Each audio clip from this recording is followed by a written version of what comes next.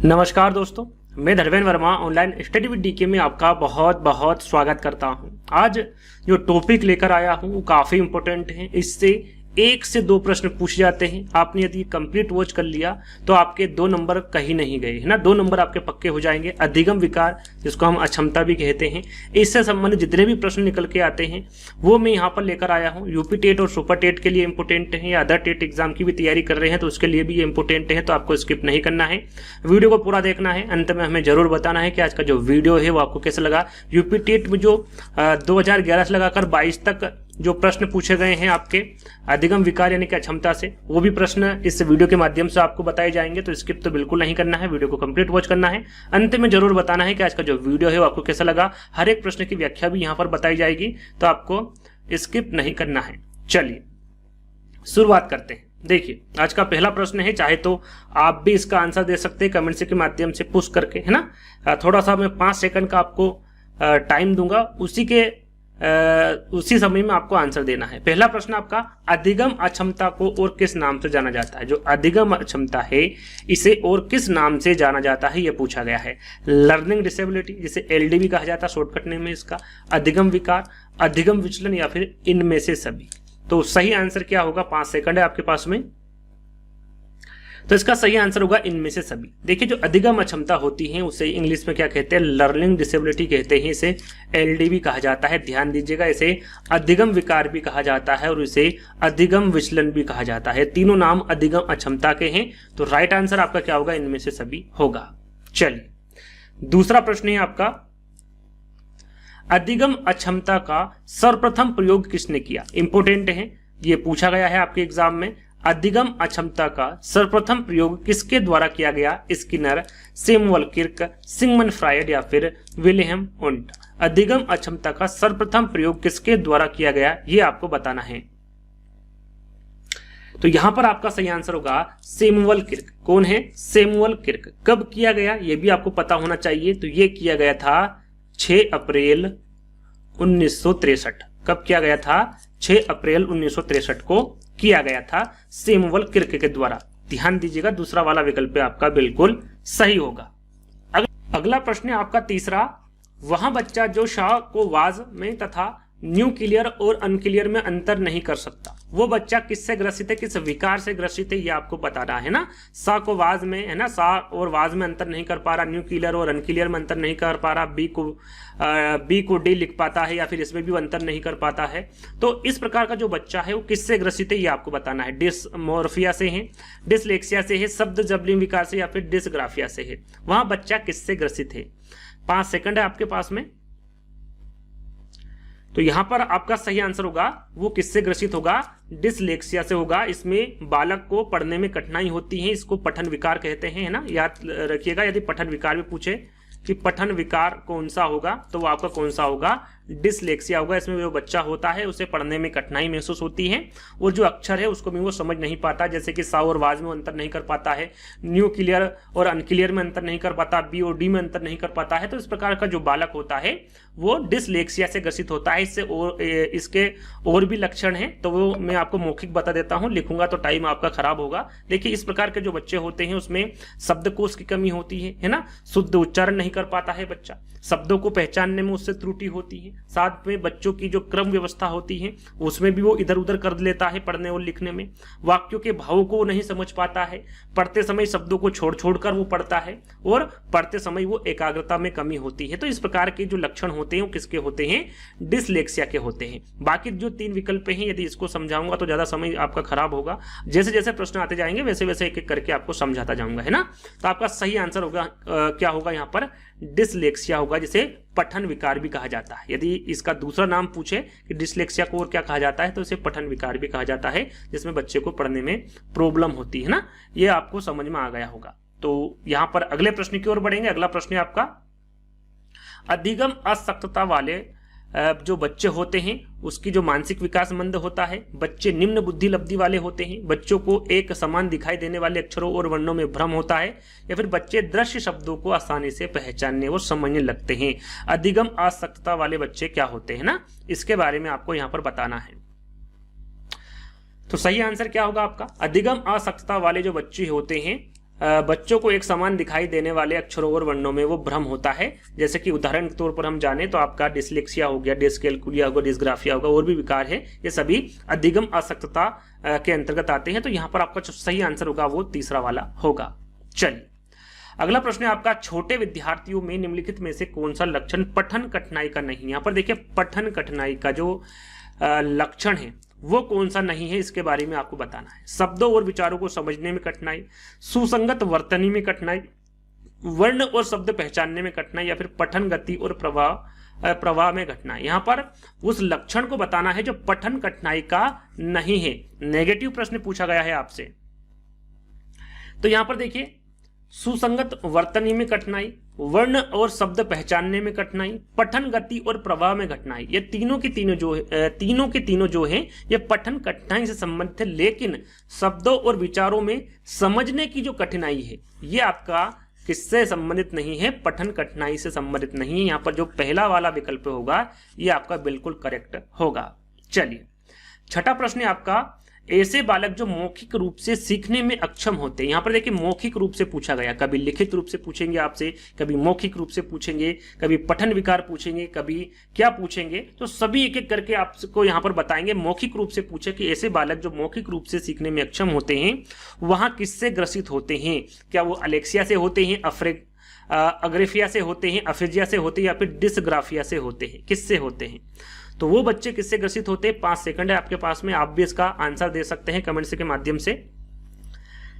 तो इसका सही आंसर होगा आपका अफेजिया। याद रखिएगा ऐसे बालक जो मौखिक रूप से सीखने में अक्षम होते हैं वहां किससे ग्रसित होते हैं, अफेजिया से ग्रसित होते हैं। किससे, अफेजिया से। या मौखिक रूप से ग्रस्त होते हैं या फिर अपने विचार व्यक्त नहीं कर पाते। पूछा जाता है, याद रखिएगा ये पूछा जाता है कि किस विकार में बच्चा अपने विचार को व्यक्त नहीं कर पाता है, विचार व्यक्त नहीं कर पाना, ये कौन सा विकार है, तो ये भी आपका अफेजिया है। याद रखिएगा ऐसे बालक जो मौखिक रूप से ग्रस्त होते हैं या फिर अपने विचार व्यक्त नहीं कर पाते या फिर भाषा संप्रेषण नहीं कर पाते हैं। भाषा संप्रेषण के बारे में भी पूछा जाता है, भाषा संप्रेषण नहीं कर पाना। याद रखिएगा मौखिक रूप से सीखने में अक्षम, विचार व्यक्त नहीं कर पाते हैं, भाषा संप्रेषण नहीं कर पाते हैं। इस प्रकार के जो बच्चे होते हैं वो किससे ग्रसित होते हैं, तो वो अफेजिया से ग्रसित होते हैं। किससे, अफेजिया से ग्रसित होते हैं। इसके कुछ लक्षण और मैं आपको बता देता हूं। इसमें जो बच्चा होता है वो अटक अटक कर शब्दों का उच्चारण करता है, साथ में अपने विचारों को बोल नहीं पाना, भाषा संप्रेषण में कमी होना जैसे कि मैंने अभी आपको बताया, और भाषा संप्रेषण के समय उचित शब्दों का प्रयोग न कर पाना, यह सभी अफेजिया के लक्षण हैं। ये आपको जो इंपोर्टेंट जानकारी है वो मैं यहाँ पर आपको लिख कर बता रहा हूं, तो इनको अपनी कॉपी में लिख लीजिएगा, नोट्स बना लीजिएगा, है ना। ये सारी की सारी चीजें इंपोर्टेंट है। आगे हम बात करेंगे 7वें प्रश्न की, गतिक कौशल। गतिक कौशल में अक्षमता होती है, किसकी होती है, बुलिमिया की होती है, प्रोजेरिया की, प्रेक्सिया की, या फिर डिस्प्रेक्सिया की। गतिक कौशल कितने प्रकार के होते हैं आप सभी को पता होगा, 4 प्रकार के होते हैं। कौन कौन से होते हैं इसके बारे में भी आपको पता होगा, बोलना, सुनना,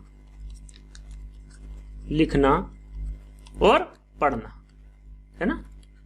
ये 4 प्रकार के आपके गतिक कौशल होते हैं। या कह लीजिए कि जो बच्चे को बोलने में, सुनने में, लिखने में, पढ़ने में कठिनाई होती है वो कौन सी अक्षमता है, बुलिमिया है, प्रोजेरिया है, प्रेक्सिया है, या फिर डिस्प्रेक्सिया है। सही आंसर क्या होगा, सही आंसर होगा आपका डिस्प्रेक्सिया, है ना। डिस्प्रेक्सिया का जो बच्चा होता है वो गतिक कौशल की अक्षमता से ग्रसित होता है, या फिर कह सकते हैं कि जो बच्चा डिस्प्रेक्सिया से ग्रसित होता है उसे बोलने में, सुनने में, पढ़ने में और लिखने में समस्या होती है। और ये 4 प्रकार के होते हैं गतिक कौशल, जैसे कि मैंने आपको बता दिया हूं, है ना।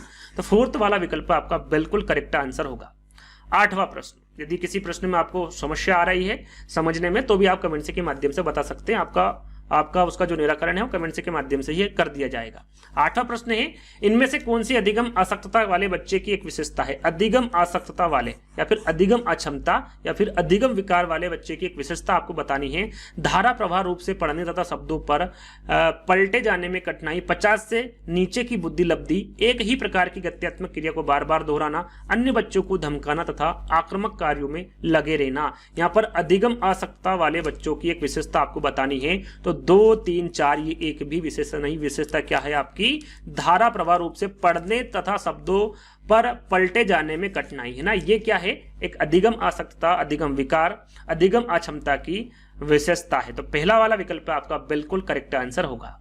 चलिए, नवा प्रश्न है, निम्नलिखित में से कौन सा व्यवहार बच्चे की अधिगम निर्योग्यता की पहचान करता है। यहां पर वो कौन सा कथन है जो व्यवहार जो बच्चे के अधिगम निर्योग्यता की पहचान करता है। अपमानजनक व्यवहार, बी और डी, 21 और 12, वाज और सा लिखना, कम अवधान विस्तार और उच्च शारीरिक गतिविधि, मनोभाव का जल्दी जल्दी बदलना। यहां पर बच्चे की अधिगम निर्योग्यता की पहचान करता है तो वो करता है बी को डी लिखना, 21 को 12 लिखना, वाज को सा लिखना। ये जो विकल्प होगा ये बिल्कुल करेक्ट होगा। ये व्यवहार जो बच्चा होता है उसके व्यवहार की अधिगम निर्योग्यता की पहचान करता है ना। तो सेकंड वाला विकल्प आपका बिल्कुल करेक्ट आंसर होगा, नो का।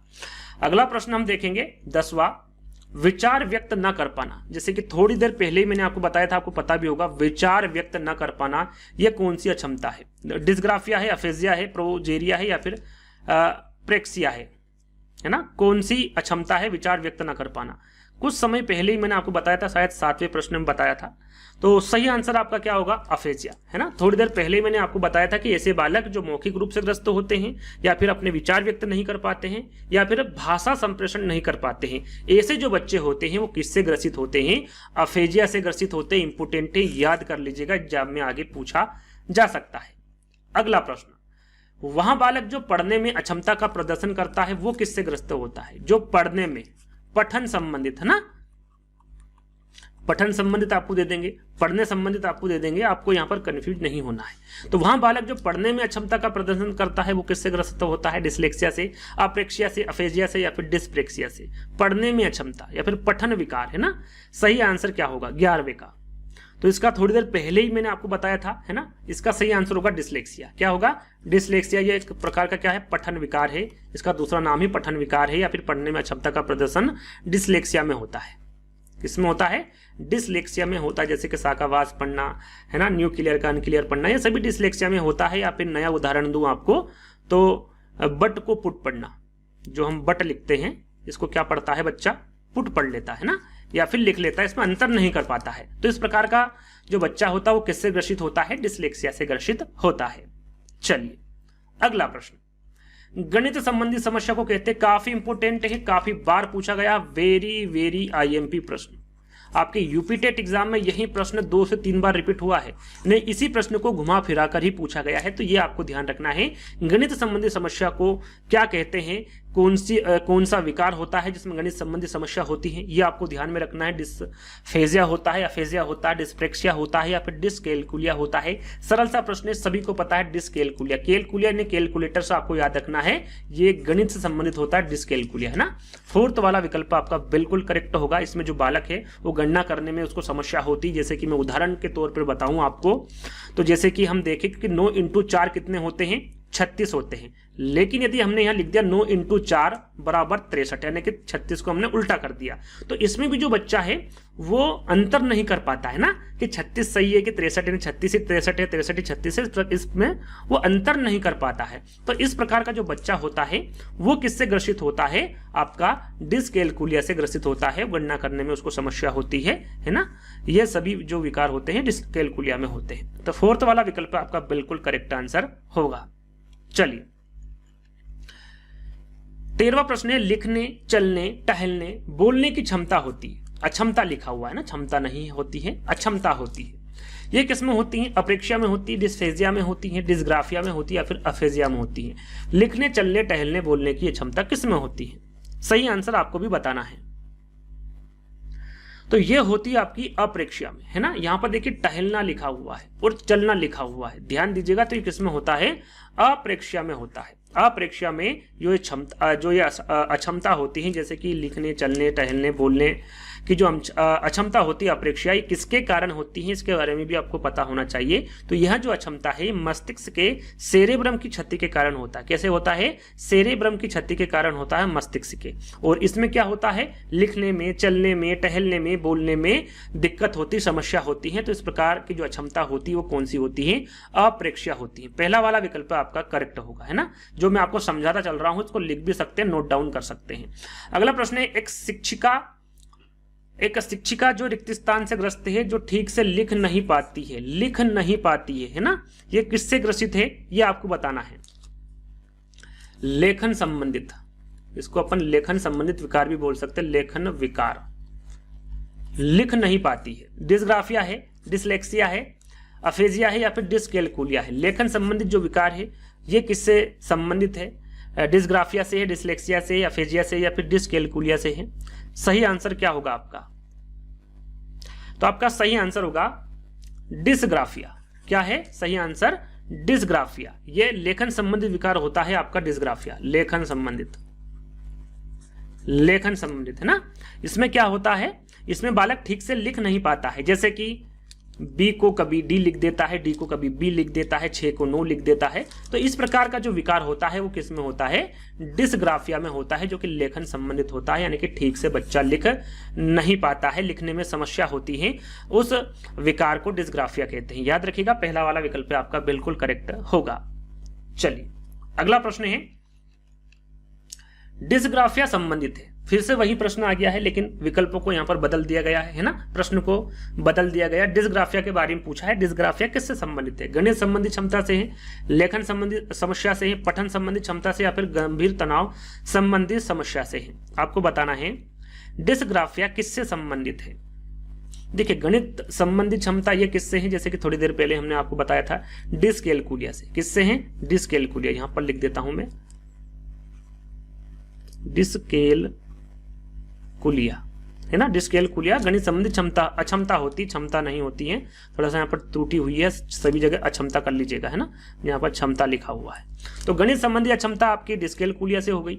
लेखन संबंधी समस्या क्या होती है? डिसग्राफिया, जैसे कि मैंने अभी आपको बताया, इसमें क्या होता है, बच्चा सही से लिख नहीं पाता है ना। ये लेखन संबंधी समस्या आपकी डिसग्राफिया हो गई। बिल्कुल करेक्ट आंसर आपका क्या होगा? सेकंड वाला होगा। पठन संबंधी अक्षमता, इसके बारे में थोड़ी देर पहले बताया था, डिसलेक्सिया होता है। क्या होता है? सॉरी, क्या होता है? ये डिसलेक्सिया होता है, डिस डा लिखा हुआ ना। डिसलेक्सिया आपका पठन संबंधी क्षमता होगा। गंभीर तनाव संबंधी समस्या, ये भी आगे पूछा जाएगा, ध्यान दीजिएगा। यदि गंभीर तनाव संबंधी समस्या पूछे तो वो कौन सी अक्षमता होगी आपकी? वो डिस्थीमिया होगी। कौन सी होगी? लिख देता हूं यहां पर, डिस्थीमिया है ना। ये इस अक्षमता में क्या होता है? गंभीर तनाव संबंधी समस्या होती है। तो इसके बारे में आपको पता होना चाहिए, चारों के बारे में। ठीक है, चारों के बारे में आपको बता चुका हूं। इसका सही आंसर क्या होगा? दूसरा वाला होगा। चलिए अगला प्रश्न है, अपने आप को दूसरों से सुंदर, काफी इंपोर्टेंट प्रश्न है, अपने आप को दूसरों से सुंदर, लंबा, ताकतवर समझने की समस्या कहलाती है। यानी कि जो विकार है जिसमें जो बच्चा होता है वो अपने आप को सबसे सुंदर समझता है, सबसे लंबा समझता है, ताकतवर समझता है ना। तो ये कौन सा विकार होता है? बुलिमिया होता है, प्रोजेरिया होता है, डिस्मोर्फिया होता है या फिर डिमेंशिया होता है? कौन सा विकार होता है ऐसा? तो ये जो विकार होता है ये डिस्मोर्फिया होता है। इसमें भ्रम वाली स्थिति हो जाती है। कैसी हो जाती है? भ्रम वाली स्थिति हो जाती है, भ्रम वाली स्थिति। इसमें जो व्यक्ति होता है या फिर जो बच्चा होता है वो अपने आप को सबसे सुंदर समझता है, लंबा समझता है, ताकतवर समझता है। इसको भ्रम वाली स्थिति भी कहते हैं। तो ये याद रखिएगा, भ्रम वाली स्थिति यदि पूछे तो वो भी आपका डिस्मोर्फिया होगा, याद रखिएगा है ना। अगला प्रश्न है आपका, गंभीर तनाव की अवस्था। अभी मैंने आपको बताया था, 4 विकल्पों को समझाया था अभी थोड़ी देर पहले ही है ना।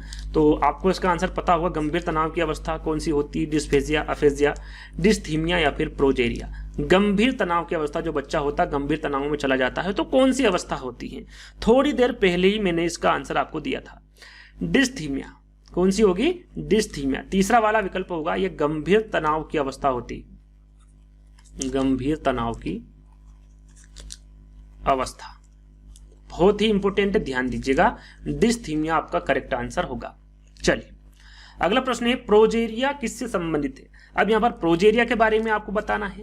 ये पढ़ने की क्षमता है, अरे यार सब जगह मिस्टेक होगी, यहां देखिए अक्षमता लिखा हुआ है ना।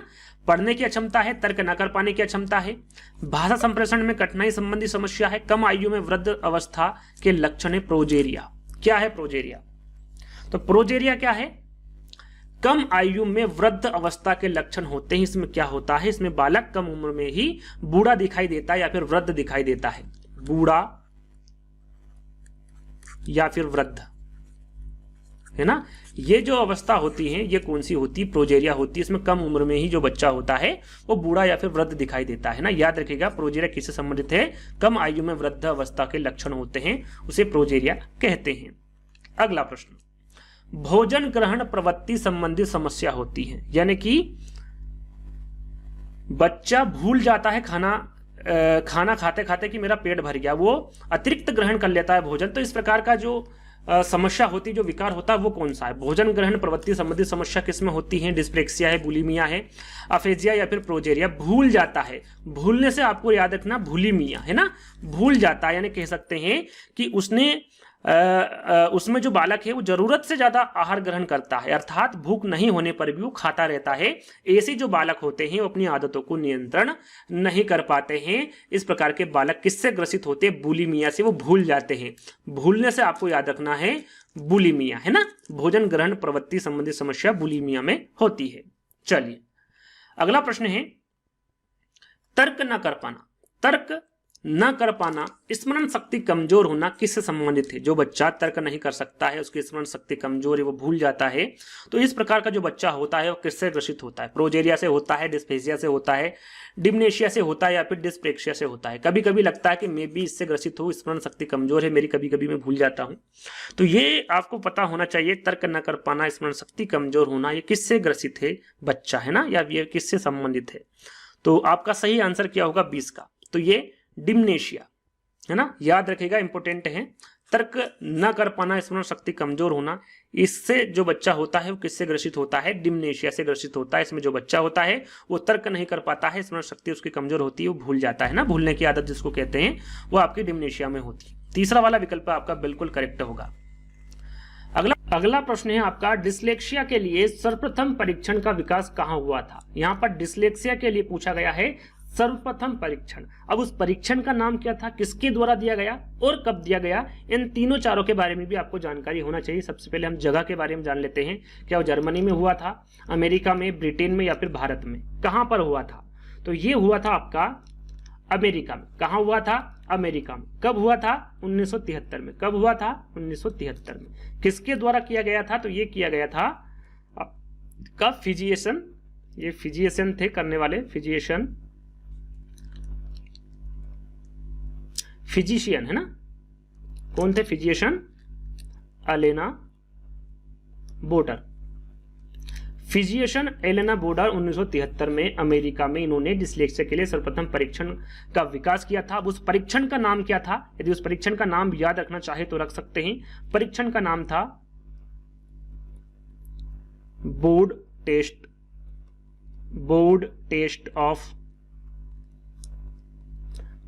Test of reading spelling pattern है ना, ये इस परीक्षण का नाम था। परीक्षण का नाम क्या था? Board test of reading spelling pattern इसका नाम था। कहां पर विकास किया गया था? अमेरिका में। कब किया गया था? 1973 में। किसके द्वारा किया गया था? तो फिजिशियन एलेना बोडर द्वारा किया गया था है ना। ये आपको ध्यान रखना, तीनों चारों बातें। ठीक है, आगे बढ़ेंगे। सामाजिकता का अभाव किसमें पाया जाता है? सामाजिकता का अभाव किसमें पाया जाता है? डिस्थीमिया में, मिथोमेनिया में, बुलिमिया में या फिर ऑटिज्म में? यहां पर सामाजिकता का अभाव किसमें पाया जाता है, किस विकार में पाया जाता है, ये आपको बताना है। तो ये पाया जाता है आपका ऑटिज्म में। इंपोर्टेंट है, ध्यान दीजिएगा। जो ऑटिज्म है इसमें सामाजिकता का अभाव पाया जाता है। इसमें बालक का जो व्यवहार होता है वो तो सामान्य होता है, लेकिन समाज या फिर जो समूह होता है उसमें जाने से वो क्या होता है? शर्माता है। क्या करता है? शर्माता है। उसमें सामाजिकता का अभाव होता है। इस प्रकार का जो बालक होता है वो किससे ग्रसित होता है? ऑटिज्म से ग्रसित होता है, याद रखिएगा। अगले प्रश्न की ओर बढ़ेंगे। अगला प्रश्न है आपका, झूठ बोलने या फिर अतिशयोक्ति की आदत किसमें होती है? झूठ बोलना या अतिशयोक्ति की आदत किसमें होती है? वो किस प्रकार से ग्रसित होता है बच्चा? किस विकार से? ऑटिज्म से, मिथोमेनिया से, बुलिमिया से या फिर हिस्टीरिया से? झूठ बोलने या फिर अतिशयोक्ति की आदत, तो वो है मिथोमेनिया। मिथोमेनिया से मिथ्या आप याद रख सकते हैं, झूठ बोलना मिथ्या है ना, मिथ्या से मिथोमेनिया हो जाएगा। झूठ बोलना मिथ्या एक ही बात है। या फिर अतिशयोक्ति की जो आदत होती है वो मिथोमेनिया में होती है, याद रखिएगा। सेकंड वाला विकल्प आपका बिल्कुल करेक्ट होगा। अगला प्रश्न, और काफी इंपोर्टेंट प्रश्न है। इस प्रकार के प्रश्न आपके एग्जाम में हाल ही में पूछे गए हैं। एक बच्ची लिखाई में निरंतर कठिनाई का सामना करती है। उसे अक्षर बनाने और शब्दों के बीच अंतर करने में चुनौती महसूस होती है। यह लक्षण किन अधिगम विकार की ओर इशारा करते, ना लिखा हुआ है ना, किन अधिगम विकार की ओर इशारा करते हैं। ये जो यहाँ पर लिखा हुआ है ये मेरे द्वारा लिखा गया है। यहाँ पर ये जो चीजें वो नहीं लिखी गई थी, सीधे सीधे लिखी गई थी कि वो पठन वैकल्य है, आलेख वैकल्य है, गणन वैकल्य है। तो आपको पता होना चाहिए कि डिसलेक्सिया को पठन वैकल्य भी कहा जाता है, डिस्ग्राफिया को आलेख वैकल्य भी कहा जाता है और डिस्कैलकुलिया को गणन वैकल्य भी कहा जाता है। इस प्रकार के आजकल विकल्प देने लगे हैं, तो आपको पता होना चाहिए। यदि नहीं भी पता है तो इंग्लिश में जो प्रश्न है उसको देख लीजिएगा, आपको समझ में आ जाएगा। ठीक है, ज्यादा यहाँ पर घबराने की आवश्यकता नहीं है। इस प्रकार का विकल्प भी दे दे तो इंग्लिश में जो प्रश्न, इंग्लिश और हिंदी में दोनों में प्रश्न दिए जाते हैं, तो इंग्लिश में जो प्रश्न है उसको देख लीजिएगा, आपको समझ में आ जाएगा। यहाँ पर हम आंसर की ओर चलते हैं। देखिए इसमें क्या दे रखा है, लिखाई में निरंतर कठिनाई का सामना करता, लेखन संबंधित उसको समस्या है। यहां से आप समझ सकते हैं क्या होगा आंसर आपका। सही आंसर आलेख वैकल्य, लेखन वैकल्य है ना। यहाँ पर दो जो दूसरा विकल्प है वो सही होगा, यानी कि डिस्ग्राफिया है उसको कह सकते हैं कि यहाँ लक्षण जो है वो आलेख वैकल्य यानी कि डिस्ग्राफिया विकार की ओर इशारा करते हैं। तो सेकंड वाला विकल्प आपका बिल्कुल करेक्ट होगा। इसमें क्या होता है, इसमें बालक ठीक से लिख नहीं पाता, जैसे कि थोड़ी देर पहले मैंने आपको बताया था, वो बी को डी लिख देगा, डी को बी लिख देगा, 6 को 9 लिख देगा, 9 को 6 लिख देगा। इस प्रकार के जो लिखने की समस्या होती है वो किस में होती है, किस विकार में होती है, डिस्ग्राफिया में होती है, या फिर उसे आलेख वैकल्य भी कहा जाता है। सेकंड वाला विकल्प आपका बिल्कुल करेक्ट होगा। चलिए अगला प्रश्न है, वह छात्र जिसे पठन वैकल्य यानी कि पठन विकार अक्षमता है ना, उन्हें मुख्यतः किसमें दिक्कत आती है।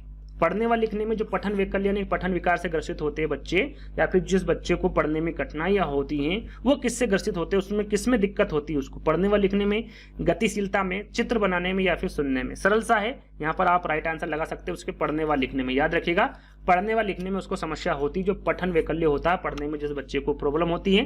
थोड़ी देर पहले ही मैंने इसके बारे में आपको बताया था।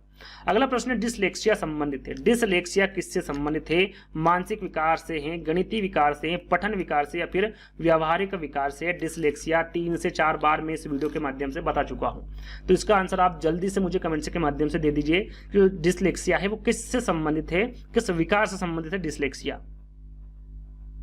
तो अभी मैंने आपको बताया था ये किससे ग्रसित है, पठन विकार से संबंधित है, पढ़ने में बच्चे को यहाँ पर समस्या होती है डिसलेक्सिया में। चलिए वो अंतर स्पष्ट नहीं कर पाता है, जैसा कि मैं आपको थोड़ी देर पहले ही बताया था। अगला और अंतिम प्रश्न है, टोटल यहाँ पर कितने प्रश्न रखे गए, टोटल 27 प्रश्न है, तो ये अंतिम प्रश्न है। अधोलिखित में गणित संबंधी अधिगम अक्षमता को कौन सा पद परिभाषित करता है, ये प्रश्न आपके यूपी टेट एग्जाम में पूछा गया है। निरस्ता संबंधी 2 से, पठन 2 से, गणना 2 से, या फिर उपरोक्त में से कोई नहीं।